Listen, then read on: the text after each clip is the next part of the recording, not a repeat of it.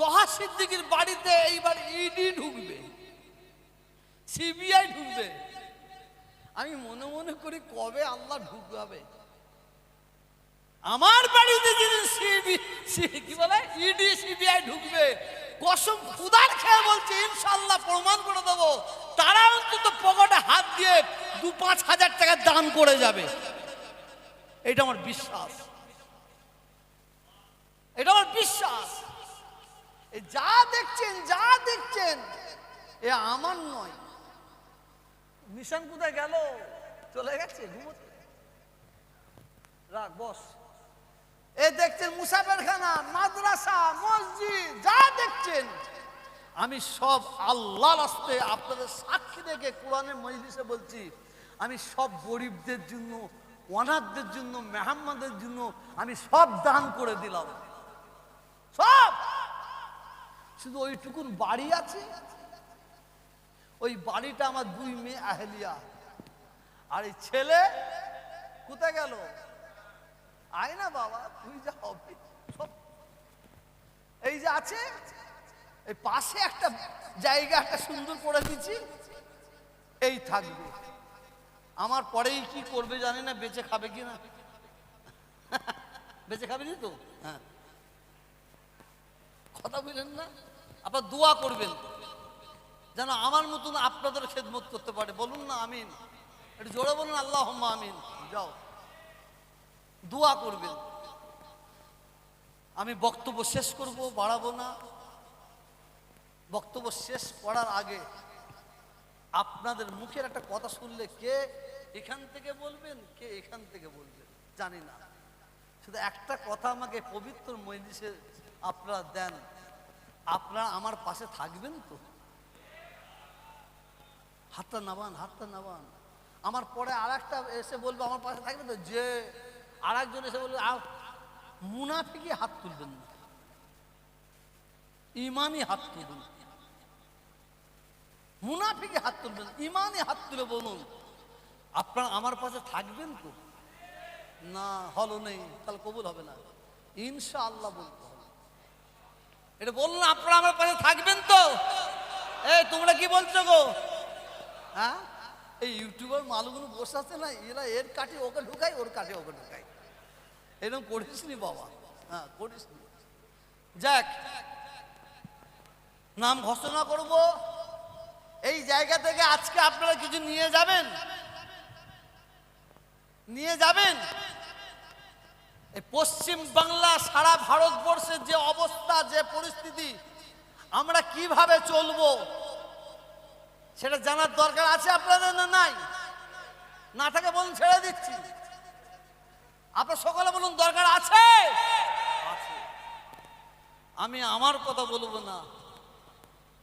জ্ঞানে যারা বোঝে তারা শুধু ইশারায়, জ্ঞানে যারা বোঝে তারা শুধু ইশারায়, নাদানকে বুঝাইতে কে পারে কোথায়। যারা জেগে ঘুমাবে, আপনার আমার বাপ তাকে ঘুম থেকে জাগাতে পারবে না। আর যারা ঘুমায় সত্যিকারের, একটু গুজা মারলে উঠে পড়বে, ঠিক না বেঠিক? আমি বেশি খোলাখুলি বলবো না। কিভাবে আমরা এখন চলবো? দেশের আইনকে আমরা সম্মান দিচ্ছি, দিয়ে যাব। পার্সোনাল ল বোর্ড, ইসলামের আইন একদিকে থাকবে, দেশের আইন একদিকে থাকবে। আমরা ইসলামের আইনকে সম্মান দেব, যেমন দেশের আইনকে আমরা সম্মান দেব। গরু জবাই করা বন্ধ করা হয়েছে, এতে আমাদের কারো আপত্তি নাই। গরু জবাই, তোমরা যদি গরু কিনতো অর্ডার দিতে, এবার আমরা গরু কিনতাম না, ঠিক না বেটি? গরুটা আমাদের ঈমান নাই। কিন্তু দুঃখের বিষয়, ভারতবর্ষের আইন এক একটা জায়গায় এক একটা। গরুর মাংস, গোশত বিক্রি করে সারা পৃথিবীতে 2 নম্বর আছে ভারতবর্ষ। ভারত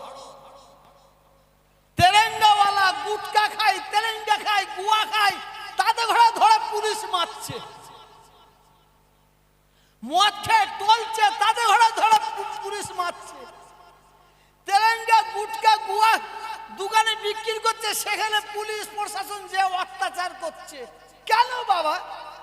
এদের প্রতি এত অত্যাচার জুলুম কেন? যেখানে মদের ফ্যাক্টরি, মদ তৈরি হচ্ছে, সেখানে তালা মেরে দাও, তাহলে কোন জায়গায় মদ যাবে না।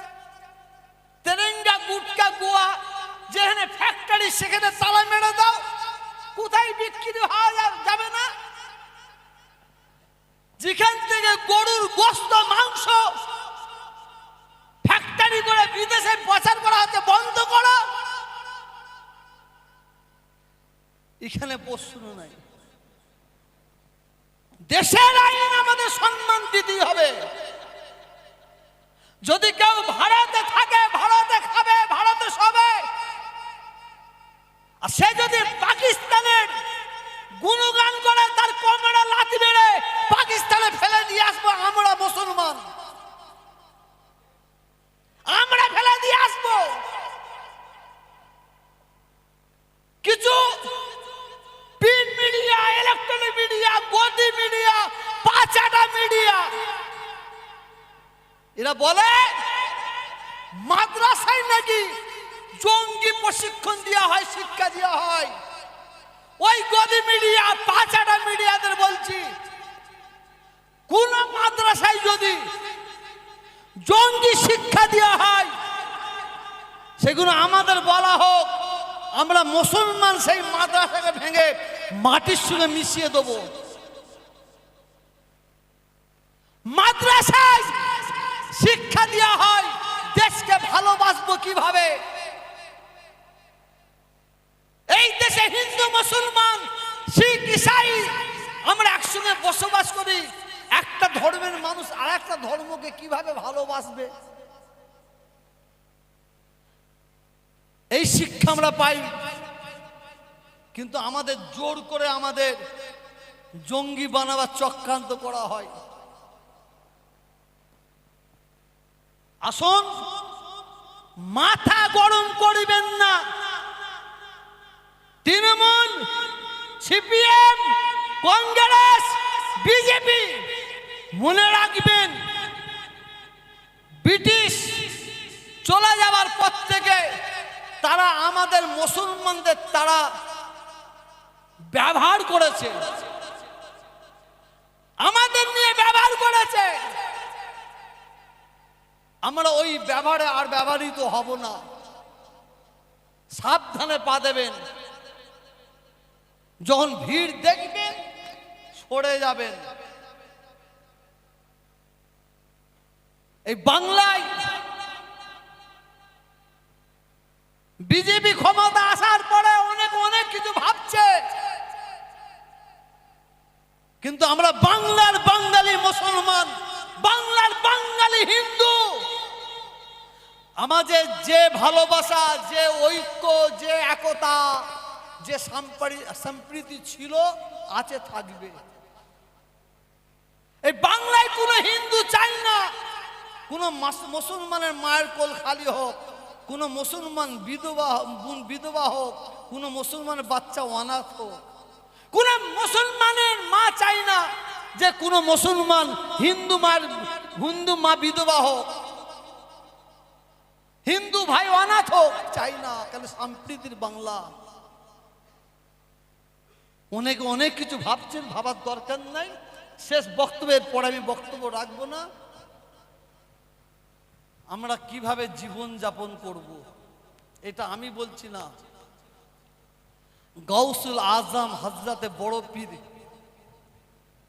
বাবা আব্দুল কাদের জিলানী হুজুর রহমাতুল্লাহ আলাইহি, উনি দরবারে বসে আছেন।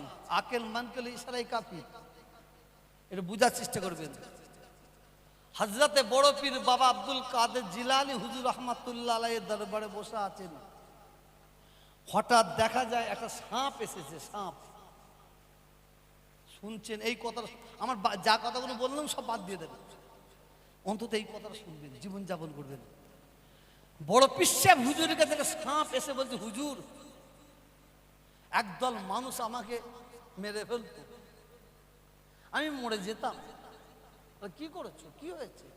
বললাম, আমি রাস্তা দিয়ে যাচ্ছি, আমাকে দেখি সাপ সাপ বলে পাথর নিয়ে ছুটছে, ঢিল নিয়ে ছুটছে। আমি কোনো রকমে বেঁচে আমি জঙ্গলে ঢুকে পেরেছি।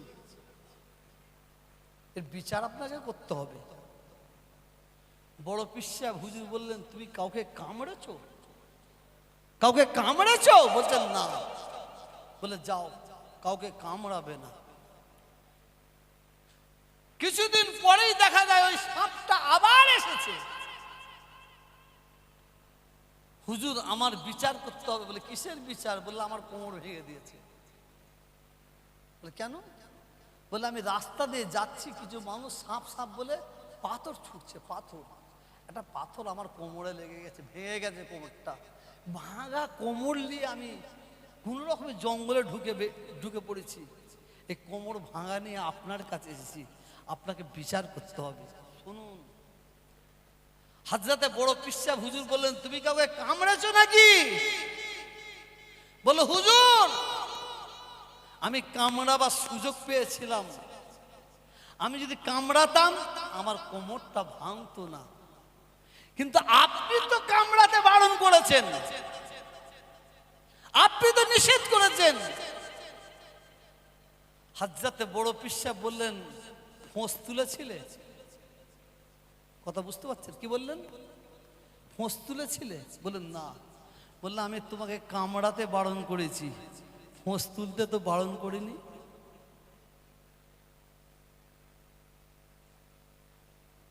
আমরা মোড়ে মোড়দা নয়, মোড়ে জেন্দা, এটা মাথায় রাখবেন।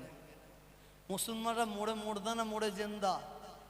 এটা ইমানদাররা মোড়ে মোড়দা না মোড়ে জেন্দা? বলুন। আমেরিকা থেকে 2-4 ব্যক্তি এসেছিল, সারা ভারতবর্ষের চারিদিকে ঘুরে ঘুরে ঘুরে ঘুরে চলে যাচ্ছে। সাংবাদিক মিডিয়ার মানুষগুলো ঘিরে ধরেছে। আপনারা 4 জন আমেরিকা থেকে এসেছেন, ভারতবর্ষে এসে কি দেখলেন বলুন? কি দেখলে আপনাদের ভালো লাগলো? 4টে মানুষ কিন্তু জবাব দিয়েছে যে একজন মানুষ মরে যাবার পরে কবরে শুয়ে শুয়ে দেশ চালায়, সেই মানুষটাকে আমরা আজকে দেখে গেলাম, সেই মানুষটার কবর দেখে গেলাম। কে তিনি? তিনি কে? কবরে থেকে তিনি দেশ শাসন করছে। এই আমেরিকার ইংরেজ বলেছিলেন তিনি হচ্ছেন গরিবি নওয়াজ খাজা মাইনুদ্দিন চিশতি হুজুর রহমাতুল্লাহ আলাইহি। অতএব বছরে কিন্তু ষোঁড়ের বাচ্চা হয় 2টো। কটা? কথা বলছেন না কেন? এই ষোঁড়ের বাচ্চা 2বার হয়, 6-6 12টা। আর বছরে গরুর বাচ্চা কটা হয়? 1টা। যেদিকে তাকাবেন দেখবেন গরু ঘুরছে, গরু একটা। ষোঁড়ের বাচ্চা দেখতে পান? হারামে হরকত আর হালালে বরকত। গরু খাবো না, গরুকে জাতীয় পশু ঘোষণা করে দাও। আর গরু, মুসলমানরা গরু খাবো না মানে বন্ধই করে দিয়েছে। হার্টের রোগ, টাইগোসাইড, কোলেস্ট্রল।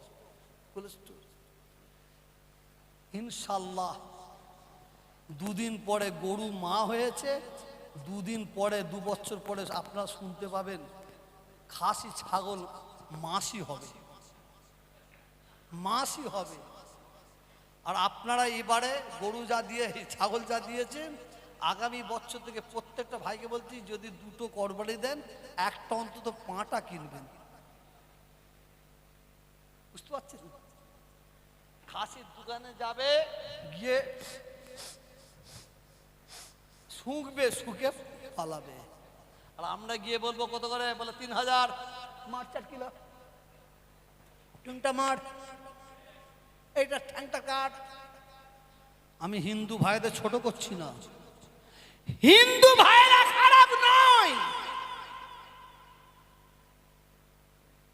যারা শিক্ষিত তারা কোনোদিন খারাপ নয়। কিছু অসৎ চরিত্র উগ্র, তাদের বিরুদ্ধে আমাদের লড়াই। আপনারা জানেন না এই বাংলায় হিন্দুরা হিন্দুদের বিরুদ্ধে কথা বলে, কারণ আমার শিক্ষিত জ্ঞানী গুণী ভাইয়েরা যারা হিন্দু আছে তারাও কিন্তু অন্যায়কে কোনোদিন প্রশ্রয় দেয়নি। যার জন্য বাংলা ছিল, আছে, থাকবে ইনশাআল্লাহ।